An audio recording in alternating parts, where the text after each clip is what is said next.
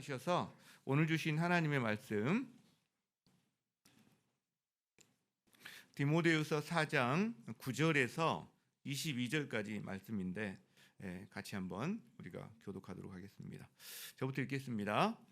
너는 어서 속히 내게로 오라. 대만은 이 세상을 사랑하여 나를 버리고 데살로니가로 갔고 그레스게는 갈라디아로 디도는 달라마티아로 갔고 누가만 나와 함께 있느니라. 내가 올 때에 마가를 데리고 오라. 그가 나의 일에 유익하니라. 두기고는 에베소로 보내었노라. 내가 올 때에 내가 드로아 가보의 집에 둔 겉옷을 가지고 오고 또 책은 특별히 가죽 종이에 쓴 것을 가져오라. 구리 세공업자 알렉산더가 내게 해를 많이 입혔음에 주께서 그 행한 대로 그에게 갚으시리니 너도 그를 주의하라. 그가 우리 말을 심히 대적하였느니라. 내가 처음 변병할 때에 나와 함께한 자가 하나도 없고 다 나를 버렸으나 그들에게 화물을 돌리지 않기를 원하노라. 주께서 내 곁에 서서 나에게 힘을 주심은 나로 말미암아 선포된 말씀이 온전히 전파되어 모든 이방인이 듣게 하려 하심이니 내가 사자의 입에서 건짐을 받았느니라. 주께서 나를 모든 악한 일에서 건져내시고 또 그의 천국에 들어가도록 구원하시리니 그에게 영광이 세세 무궁토록 있을지어다. 아멘. 브리스가와 아굴라와 및 오네시보로의 집에 문안하라. 에라스도는 고린도에 머물러 있고 드로피모는 병들어서 밀레도에 두었으니 너는 겨울 전에 어서 오라. 우블로와 부데와 리노와 글라우디아와 모든 형제가 다 내게 문안하느니라. 함께 나는 주께서 내 심령에 함께 계시기를 바라노니 은혜가 너희와 함께 있을지어다. 아멘. 자리에 앉겠습니다. 어제 오늘 이렇게 기온이 많이 내려갔습니다.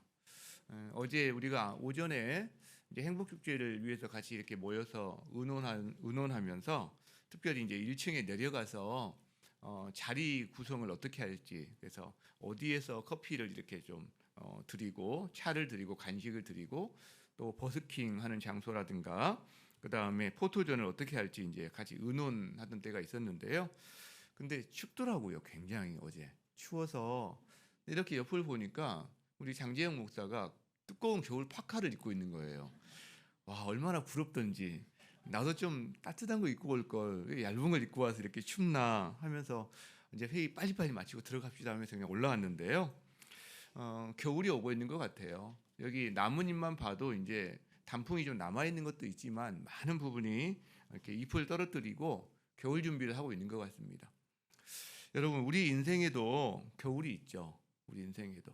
우리가 나이가 들어가면서 내 인생에 이제 영혼을 향해서 출발해야 되는 시기도 우리 인생의 겨울이고, 또 내가 아직 젊다 할지라도 내 인생에 참 추운 겨울과 같은 시간들, 뭔가 어렵고 힘들고 고통스러운 어떤 시간들이 있을 때 그 시간이 나에게 인생의 겨울같이 느껴지는 시간들도 있습니다.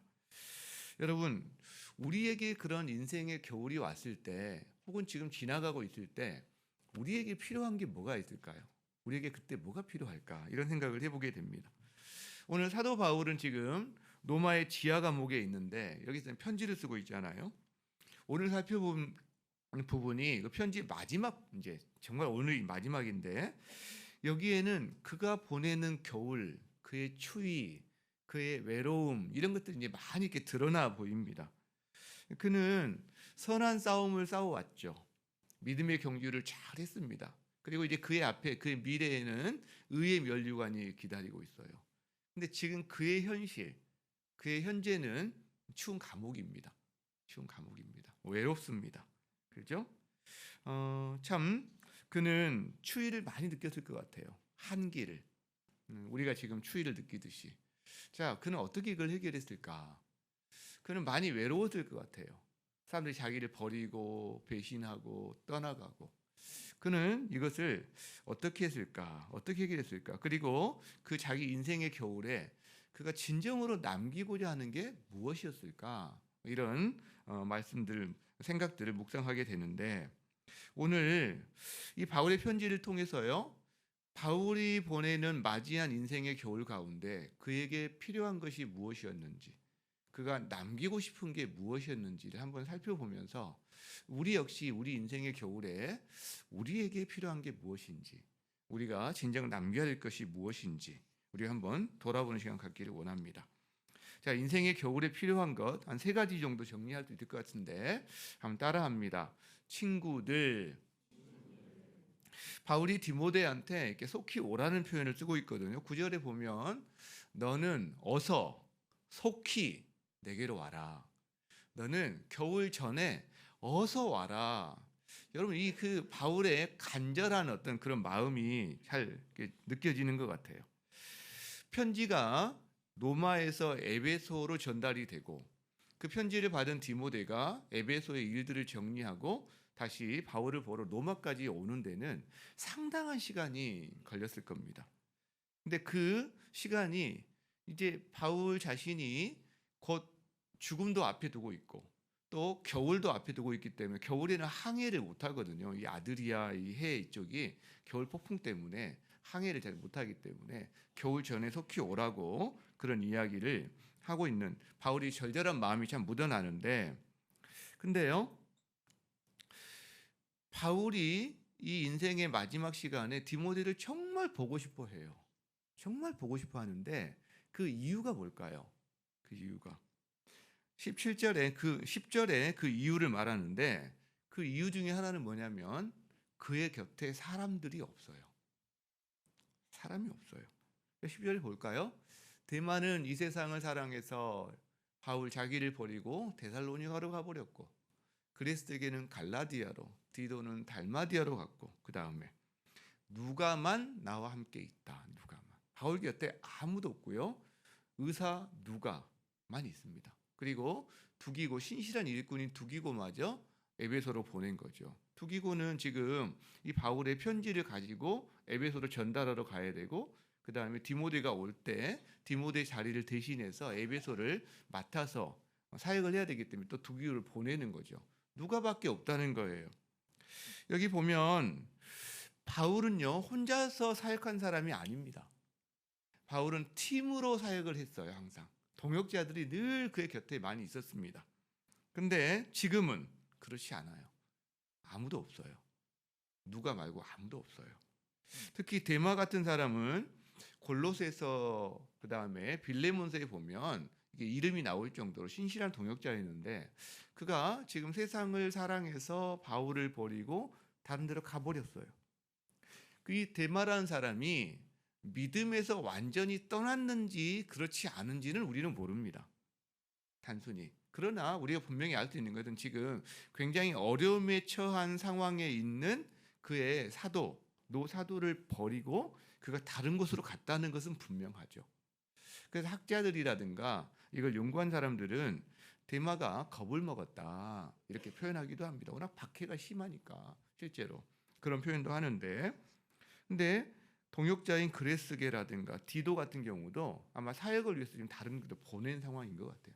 그러니까 지금 사역을 위해서 보내고 무서워서 도망가고 동역자들이 없는 거예요. 없는 거예요. 오직 의사 누가만 남아서 바울의 육체적인 필요를 살펴주고 있습니다. 이 누가가 누가복음을 기록한 사람이고 사도행전을 기록한 사람이고 그 다음에 바울과 계속해서 같이 동역했던, 그래서 바울이 1차로 체포되어서 로마로 올 때 항해에도 같이 했던 사람이고요.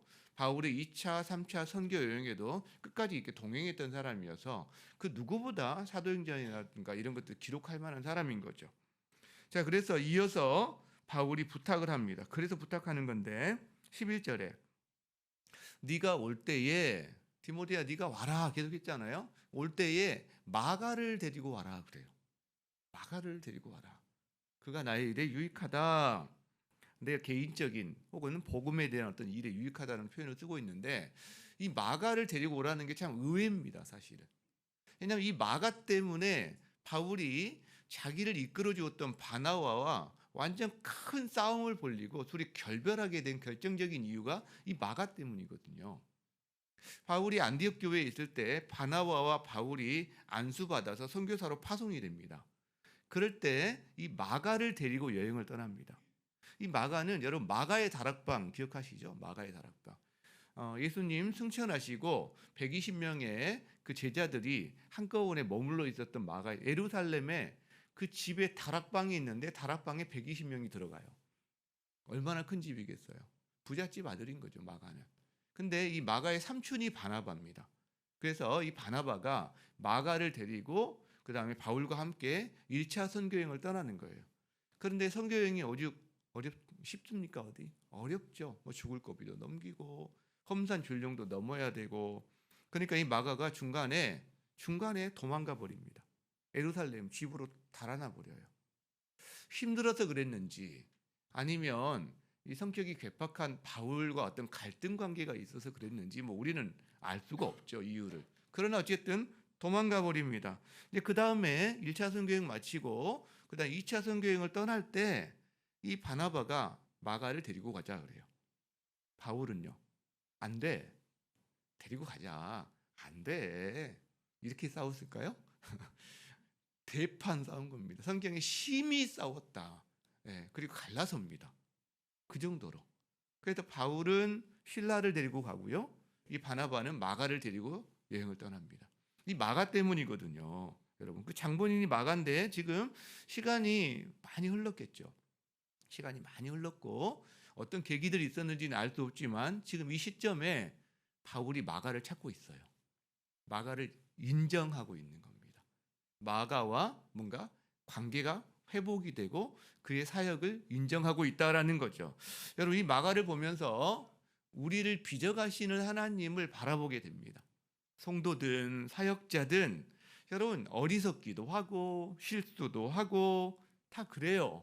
그런데 그 안에서 주님 안에서 성장하고 이런 기대와 가능성으로 이 사람을 바라봐 줄 때 그 사람 안에 변화가 일어나는 것을 보는 케이스가 바로 이 마가라는 거죠.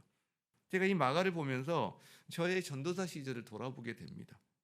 그때 내가 왜 그렇게 생각하고 왜 그렇게 행동했을까? 지금 생각하면 얼굴이 화끈거리는 이런 장면들이 몇 장면이 있어요. 후회가 되기도 하고. 저를 그때 참아주시고 그 다음에 끝까지 기다려준 어떤 이런 분들이 있었기 때문에 제가 조금씩 성장할 수 있지 않았을까, 이런 생각을 하는 것 같아요. 여러분, 우리 자녀들도 마찬가지고요. 옆에 있는 우리 지체들도 마찬가지라는 생각이 듭니다. 지금 여러 가지 좀 실수할 수 있고 부족할 수 있고 심지어 어리석을 수도 있어요.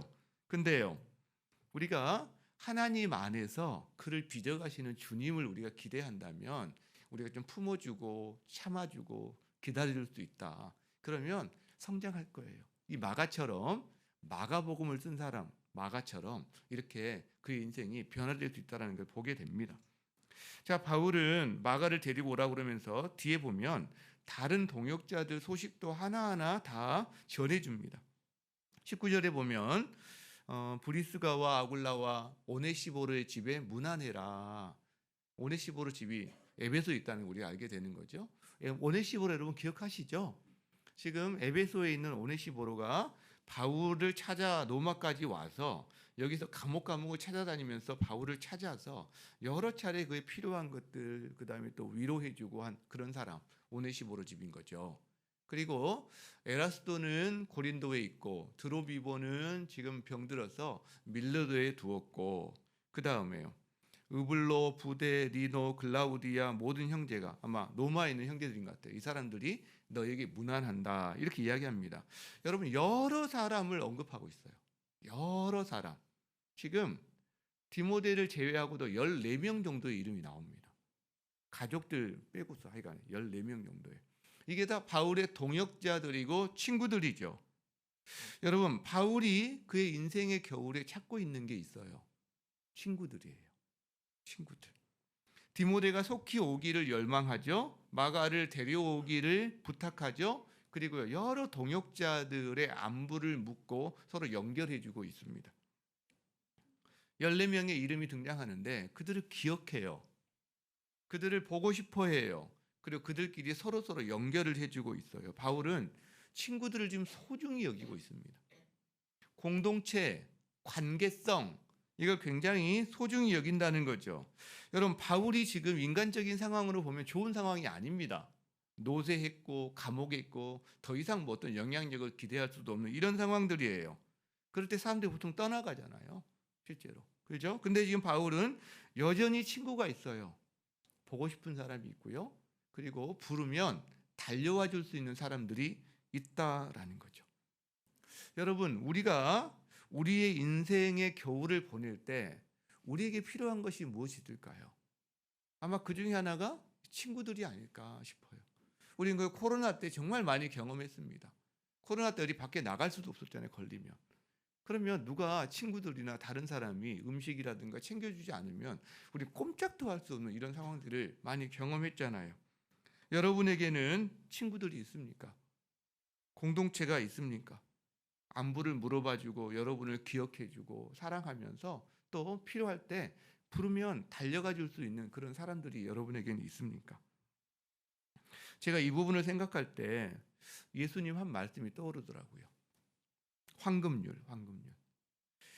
무엇이든지 남에게 대접을 받고자 하는 대로 너희도 남을 대접하라. 이 말씀이 떠오르더라고요.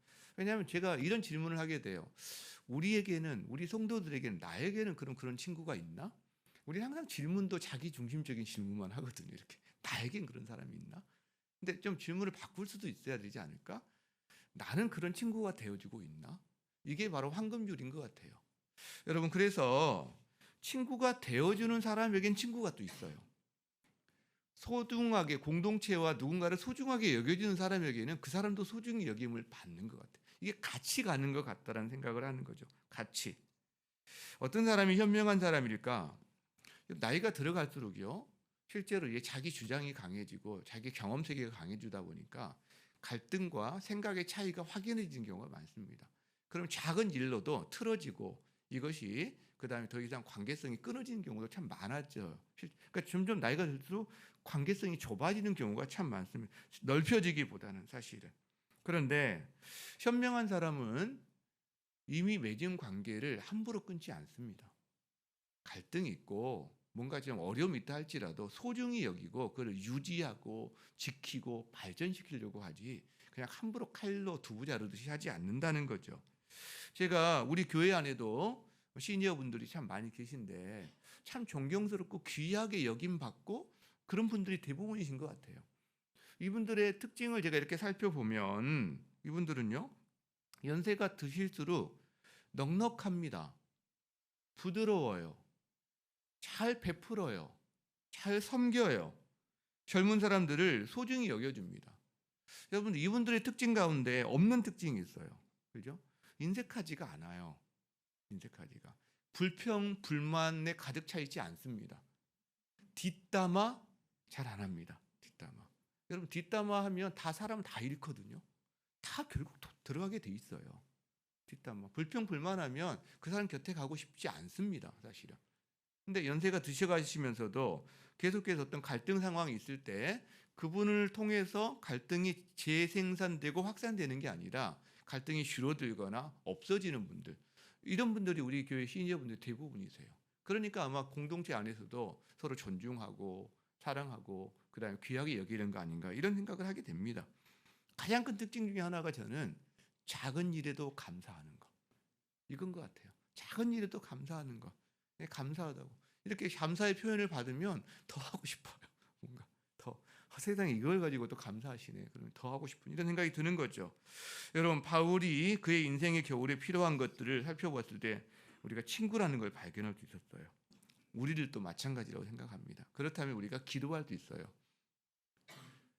나에게 하나님 그런 친구를 주시도록, 또 하나는 내가 그런 친구가 되도록 우리가 기도했으면 좋겠다 싶습니다.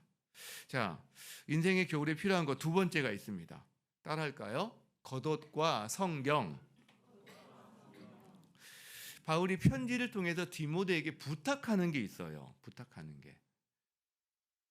세 가지를 부탁합니다. 디모데 자신한테 빨리 오라는 것 말고 디모데에게 부탁하는 거. 하나는 마가를 데리고 오라고 그럽니다. 그리고 겉옷을 가져오라고 그럽니다. 그리고 드로아에 있는 가보의 집에 둔 자기 성경을 가지고 오라고 그럽니다. 이 세 가지를 부탁을 해요. 자, 여러분, 그래서 마가를 데리고 오는 건 친구 쪽에 우리가 이야기했기 때문에 이 겉옷과 성경이 이제 그가 부탁한 건데, 거기 드로아는 터키 북부 드로아 지방인데 거기에 아마 가보라는 사람 집에 둔 겉옷과 성경들이 있는데 바울이 체포 당시에 아마 그 개인적인 소지품을 챙길 수 없는 어떤 그런 상황들이 있었던 것 같아요. 거기 있는 거죠. 이 겉옷은 우리가 입는 이런 외투와는 좀 다릅니다. 당시 겉옷은 큰 판에 가운데 구멍이 뚫려 있어서 머리를 그 속에 집어넣을 수 있는 이런.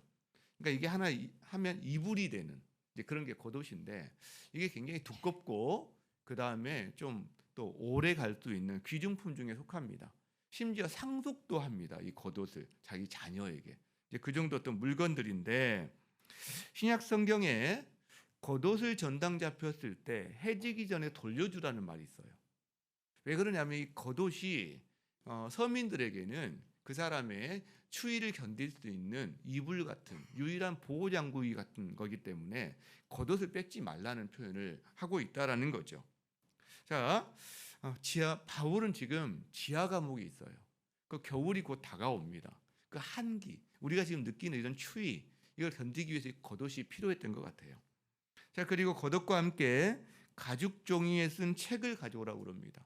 당시 책은 두 가지, 하나 파피루스 같은 종이 이거를 계속 붙여 만든 풀이라든가 끈으로 메꾸는 이런 책이 하나 있고 또 하나는 가죽 종이, 양피지 같은 것에 쓴 책이 있는데 이 가죽 종이는 비싼 거기 때문에 여기는 왕의 문서라든가 귀중한 공문서 같은 걸 기록할 때 여기에 기록을 했습니다. 파피루스는 금방 없어지거나 많이 이랬으니까.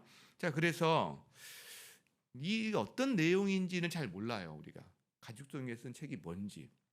그러나 우리 추측해 볼 수 있는 것은 디모데에게 그 긴급한 상황에서 가져오라고 한 내용과 가죽 종이에 썼다는 내용을 봤을 때는 아마도 이것이 우리가 현재 읽고 있는 복음서, 그때는 신약 성경이 편찬되기 전이니까 복음서에 기록된 어떤 내용들, 특별히 예수님에 대한 이야기라든가 예수님의 가르침을 초기에 이걸 기록해 놓은 어떤 글들이 아니었을까라고 우리가 추측해 볼 수 있습니다. 바울은 그 감옥에서 예수님의 삶과 예수님의 말씀과 예수님의 가르침을 읽고 묵상하고 싶었던 것 같아요. 여러분, 이걸 보면서 우리가 알 수 있는 게 있는데 바울 역시 인간이라는 겁니다. 인간. 우리는 바울을 생각하면 뭔가 우리와는 차원이 다른 어떤 사람처럼 생각하는 경향이 좀 있는 것 같아요. 사도였고 뭐 성령 충만한 사람이었고 그러니까 그는 우리와는 달라 이렇게 생각할 수 있지만 바울도 인간이어서 겉옷이 필요했습니다. 바울도 성경이 필요했습니다. 우리는 추울 때 육체의 필요를 위해서 겉옷이 필요한 사람들이고 우리의 영혼을 위해서는 성경이 필요한 사람들인 거죠. 여러분, 그래서 바울만 그런 게 아니라 우리도 그러기 때문에 우리가 육체적인 어떤 필요가 있을 때 겉옷을 구하는 것은 당연한 겁니다. 여러분, 주님 앞에 그것을 구하는데 주저하지 마세요. 주님께서 그의 주기도문에 가르쳐 주셨잖아요. 일용할 양식을 주옵시고. 이게 지금 바로 이런 부분 아니겠습니까? 여러분의 겉옷인 거죠. 여러분의 겉옷. 그죠? 그래서 저희가 이걸 생각할 때 추운 겨울에 내 인생의 겨울에 겉옷이 필요한 것처럼 그걸 기도할 수 있는 것처럼 또 인생의 겨울에 겉옷이 필요한 사람들을 위해서 우리도 그들을 위해서 뭔가 손 하나 내밀고 그다음에 겉옷을 위해서 기도해 줄 수 있지 않을까? 이런 생각을 해보게 됩니다. 여러분, 우리가 이제 12월이면 곧 이제 한 달 뒤면 성탄절이 다가오는데 12월에는 저희가 크리스마스의 기적이라는 걸 합니다. 우리 성도는 다 알고 계시겠지만 새로 오신 분들은 이제 처음 듣는 내용이겠지만 그러면 우리가 우리 가정 단위로 우리 주변의 사람들, 그러니까 겉옷이 필요한 사람들을 찾아보는 거죠. 그리고 그들에게 뭐 작지만 작은 선물 같은 걸 통해서 그 마음을 따뜻하게 하는 어떤 행동을 해보는 게 이 크리스마스 기적 아닙니까? 근데 이거를 가정 단위로도 하지만 할 수 있다면 여러분이 목장 단위로 의논해서 함께 하는 것도 좀 시도할 수 있다라고 생각이 들어요. 그리고 크리스마스 기적과 함께 늘 행하는 게 한 가지 더 있는데 선교사님들에게 사랑의 택배를 보내는 게 있습니다. 어떻게 보면 바울이 선교사로서 로마 지하 감옥에 있는데 그에게 겉옷이 필요했던 것처럼 우리가 사랑의 택배를 통해서 그 마음을 나누고 작은 겉옷 하나를 보내주는 일들이 이 사랑의 택배가 아닐까. 그동안에는 이제 코로나 기간이기도 하고 항공편이 막 결항되기도 하다 보니까 물품을 못 보냈던 적이 많았는데 어쨌든 이 상황에 맞게끔 그 마음을 전달할 수 있는 계기로 사용할 수 있지 않을까 생각을 해요. 이게 겉옷인 거죠. 겉옷. 여러분, 그리고 성경이 우리 영혼에게는 필요합니다. 성경이. 우리 육체에게는 겉옷이 필요한 것처럼 우리 영혼에게는 성경이 필요한 거죠. 왜? 우리가 흙으로만 지어진 존재라면 겉옷만 있으면 되는 거예요. 그러나 우리는 영혼으로 지어진, 영혼이 있는 존재이기 때문에 성경이 필요하죠. 그래서 성경을 읽고 연구하고 묵상하는 삶, 여러분, 결국 바울의 자기 인생의 교훈을 말했을 때 필요한 게 두 번째가 뭐였나요? 겉옷과 성경. 여러분에게도 필요하신가요? 필요하죠. 예, 여러분, 이거를 주님 앞에 함께 구하며 성경을 손에서 놓지 않는 이 일들을 우리가 다시 한번 했으면 좋겠다 생각합니다. 자, 세 번째가 있어요. 인생의 겨울에 필요한 거 세 번째. 같이 한번 따라 읽겠습니다. 내 곁에 서서 나에게 힘을 주시는 주님. 여러분, 바울이 인생의 겨울을 맞이했을 때 그의 곁에 친구들이 있었어요. 그런데 좋은 친구들만 있었을까요? 아닙니다. 인생의 겨울이 오면 가장 인간적인 비애를 느끼는 부분이 바로 이런 부분입니다. 떠나가요. 심지어 해를 끼치고 배신하는 사람들이 생깁니다. 인생에서 이걸 경험하지 않은 사람은 아마 인생을 아직 덜 살아본 사람일 거라고 생각해요. 그에게 해를 입힌 사람 이야기가 나옵니다. 14절에 구리 세공업자 알렉산더. 당시 알렉산더라는 이름은 너무나 흔한 이름이었어요. 알렉산더 대제 이후로. 그렇겠죠? 뭔가 그렇기 때문에 구리 세공업자 알렉산더라고 이렇게 이야기를 하고 있는데 그가 해를 많이 끼쳤대요. 그리고 디모데에게 너도 그 사람을 주의해라. 왜? 너에게도 해를 끼칠 수 있기 때문에 그가 우리 말을 심히 대적했다라고 주의를 줍니다. 근데 이 해를 끼친 사람뿐만 아니라 그를 버린 사람들도 있었다는 거예요. 16절에 볼까요? 내가 처음 변명할 때에 나와 함께한 자가 하나도 없다. 다 나를 버렸다. 지금 처음 변명할 때라는 말은 바울의 1차 지금 노마에서 재판이 열린 혹은 심리가 열린 이걸 이야기합니다. 근데 그때 함께 있었던 동역자들 가운데 함께 있던 사람들 가운데 하나도 없는 거예요. 왜요? 서슬프런 이렇게 어떤 탄압, 박해의 핍박이 지금 임하고 있는 시절이기 때문에 다 도망간 거죠. 없는 거예요. 법정에서 바울을 변호해 주는 사람이 그리고 지원해 주는 사람이 단 한 명도 없는 거예요. 지금 그 이야기를 하고 있는 거죠. 여러분, 바울이 그 상황에서 어떤 마음이었을까? 그 시련 가운데 지금 홀로 있는 시간을 보내고 있습니다. 바울에게 어떻게 보면 이게 겟세마네 같은 시간이라고 할 수 있겠죠. 가까이 있는 사람들이 배신했어요. 함께 지내던 사람들이 떠나가 버렸어요.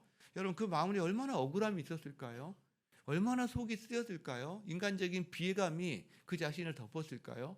이런 상황이 닥치면 많은 사람들이 우울해합니다. 우울증으로 갈 수 있어요. 분노할 수 있어요. 혹은 상대방에 대해서. 그러니까 자기에게로 이게 몰려들면 우울로 오는 거고요. 상대방에게로 풀면 분노로 가는 거죠. 이것이 실제로. 근데 바울이 지금 이 상황에서 얼마든지 그럴 수 있는 상황인데 어떻게 보내고 있죠? 14절에 같이 읽겠습니다. 시작. 주께서 그 행한 대로 그에게 갚으시리니. 16절. 그들에게 허물을 돌리지 않기를 원하노라. 여러분, 바울이 깊은 우울증으로 가거나 아니면 안 그러면 정말 어찌할 수 없는 원망과 그 다음에 분노로 가거나 이렇게 하는 대신에 주님께 맡겨요. 개인적인 복수심에 불타지 않습니다. 주님께 맡깁니다. 원한과 불평에 자기를 함몰시키지 않습니다. 그 상황을, 그 사람들을 주님께 의뢰합니다. 예수님 모습과 참 닮아 있죠. 예수님이 겟세마네 동산에서 기도하실 때 다 도망갔잖아요. 잡혀갈 때. 주님이 그래서 그 사람들을 보호해달라고 기도하는 모습.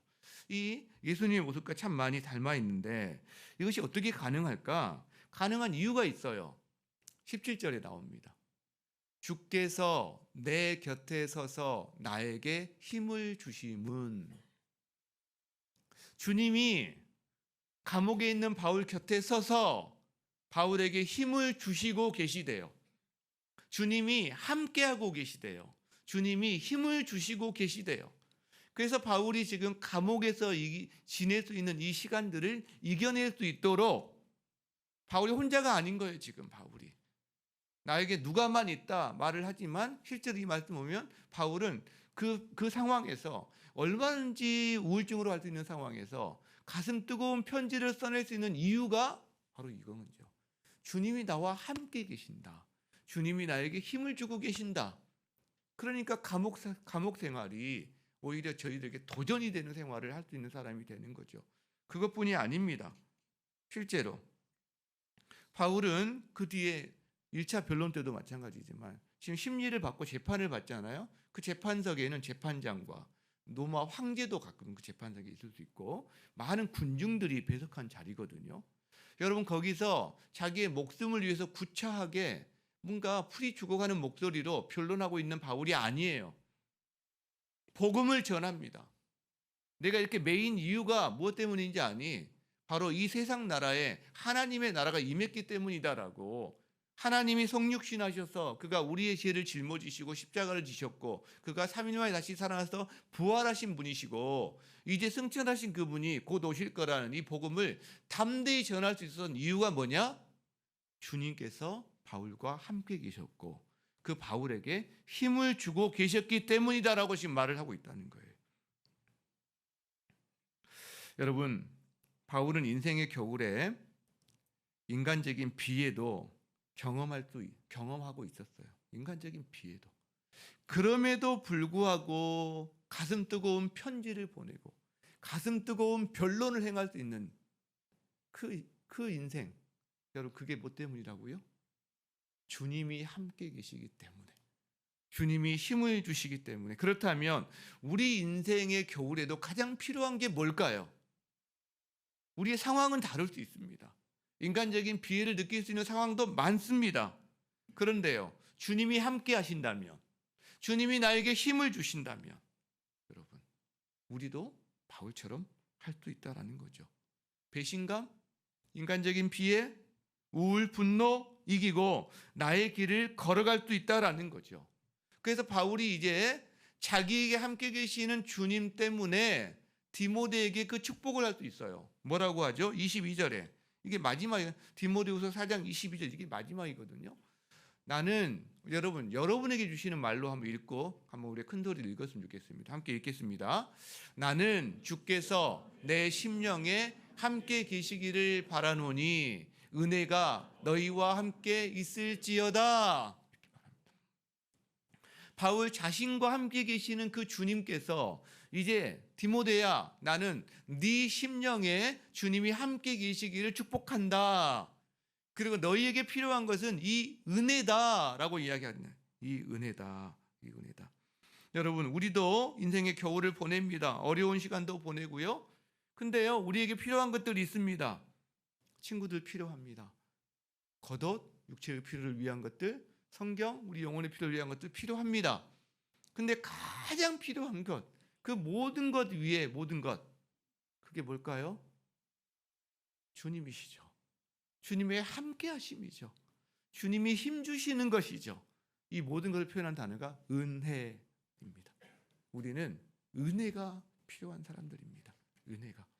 우리 인생의 겨울, 여러분 지금 인생의 겨울을 보내고 있는 성도분들 계시다면 바로 이 은혜가 가장 필요한 사람이기에 이 은혜를 주 앞에 구하며 그리고 이 은혜를 경험하고 그래요 주님 한 분만으로 저는 정말 만족할 수 있어요.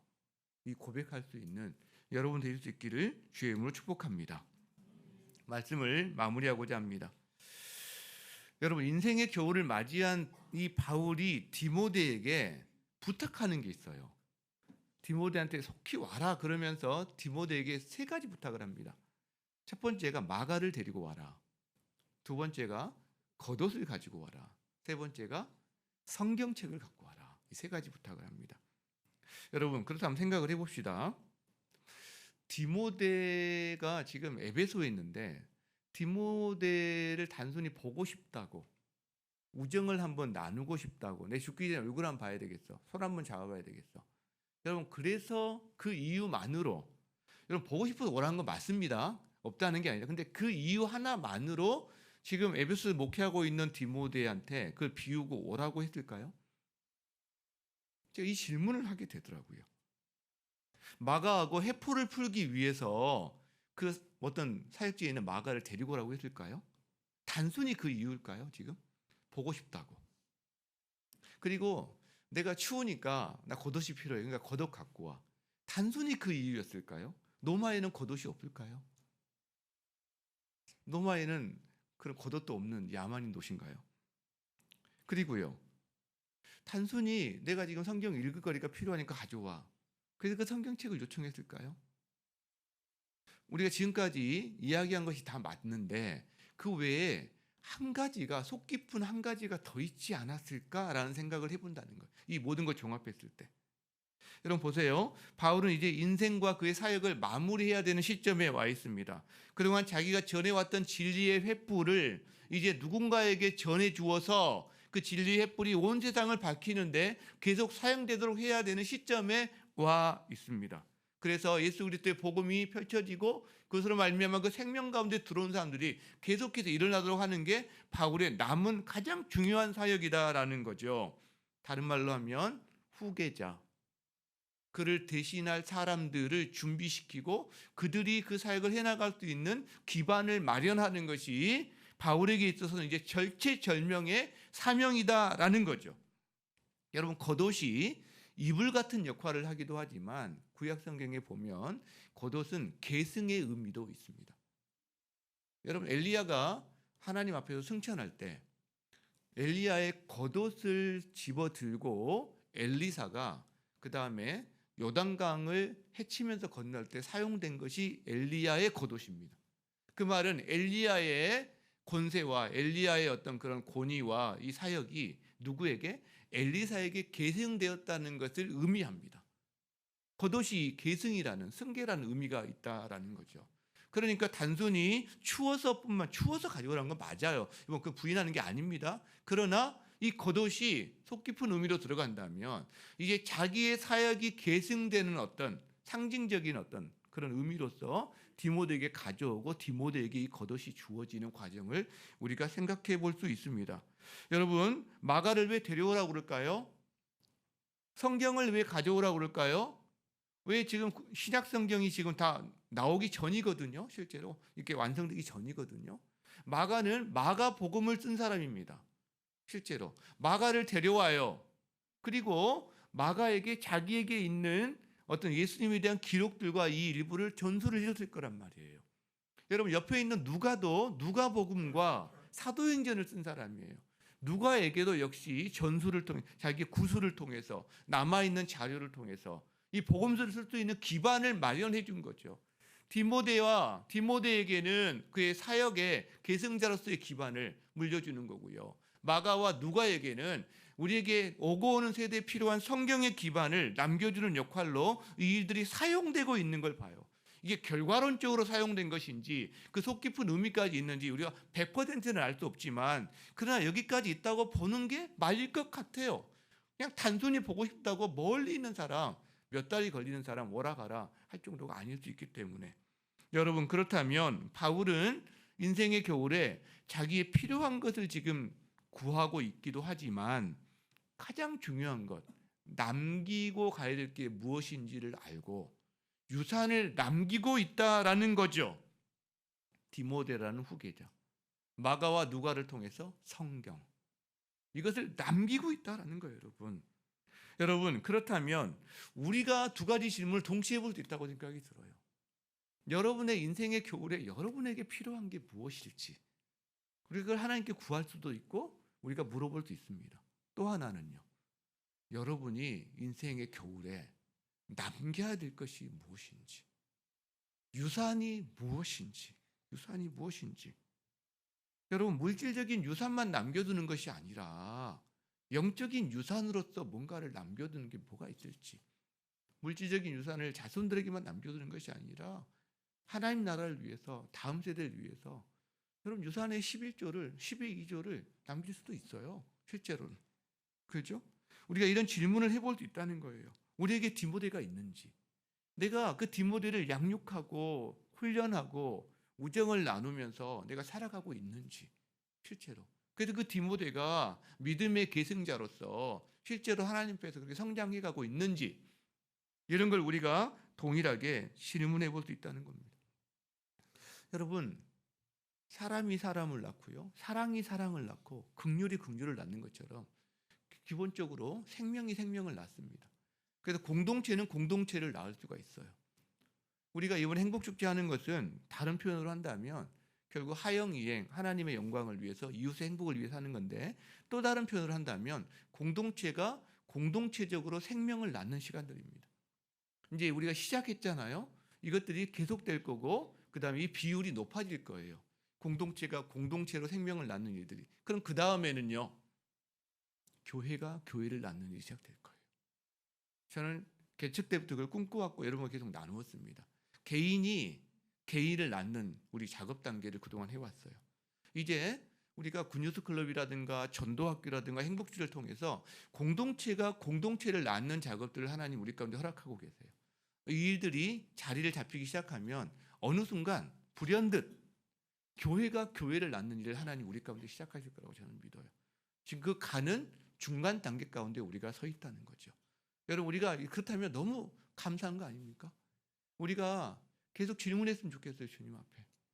주님, 제 인생의 겨울에 제 필요한 것들을 채워주시길 원합니다. 그리고 인생의 겨울을 맞이한 사람들에게 그 필요한 것들을 내가 조금이나 채울 수 있기를 원합니다. 동일하게 주님, 제 인생의 겨울에 제가 남기고 해야 될 것이 무엇인지 분명히 알게 해주시고 그것에 초점을 가지고 살 수 있는 인생 되게 해주시기를 원합니다. 여러분, 좋은 유산을 남기는 인생 되시기를 주의 이름으로 축복합니다. 거기에 모든 것에 은혜가 필요한 줄 믿습니다. 그 은혜가 여러분의 삶 가운데 충만하기를 주의 이름으로 축복합니다. 우리 그 마음 가지고 찬양하겠는데요. 그래서 은혜라는 찬양을 왜 했으면 좋겠습니다. 은혜. 내가 누려왔던 모든 것들, 지나왔던 모든 시간, 걸어왔던 모든 순간이 당연한 게 아니라는 거죠. 당연한 게 아니다. 당연하면 감사를 잃어버립니다. 당연한 게 아니라 은혜라는 것, 그럴 때 바로 감사를 회복하게 되고 우리 삶이 더 주님과 가까워지는 것 같아요. 우리 이 찬양하면서 우리의 고백으로 주 앞에 올려줬으면 좋겠습니다. 함께 찬양하겠습니다.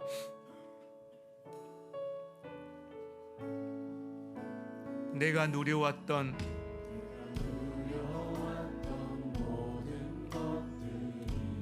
내가 지나왔던 모든 시간이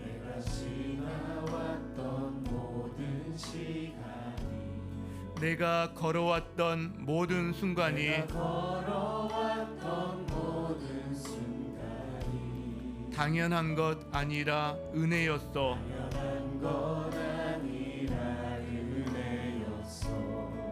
아침 해가 뜨고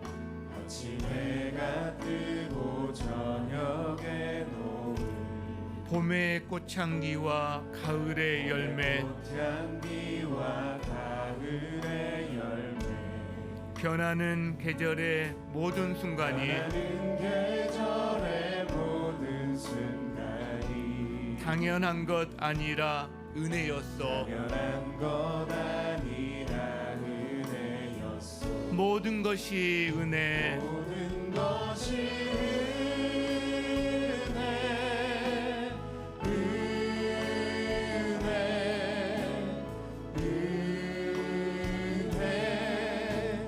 한없는 은혜. 내 삶에 당연한 것 하나도 없었던 것을 모든 것이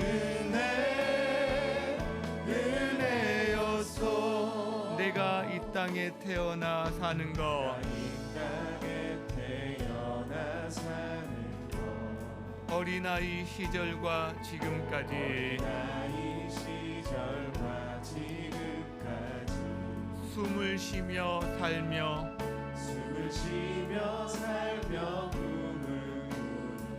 당연한 것 아니라 은혜였어.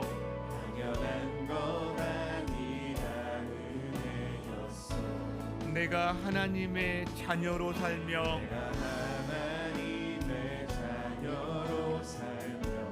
오늘 찬양하고 예배하는 삶, 찬양하고 예배하는 삶, 복음을 전할 수 있는 축복이 복음을 전할 수 있는 축복이 당연한 것 아니라 은혜였어. 당연한 것 아니라 은혜였어.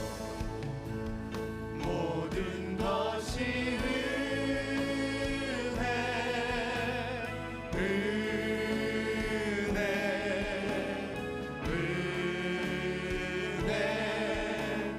한없는 은혜, 내 삶에 당연한 것 하나도 없었던 것은 모든 것이 은혜였어. 모든 것이 은혜, 모든 것이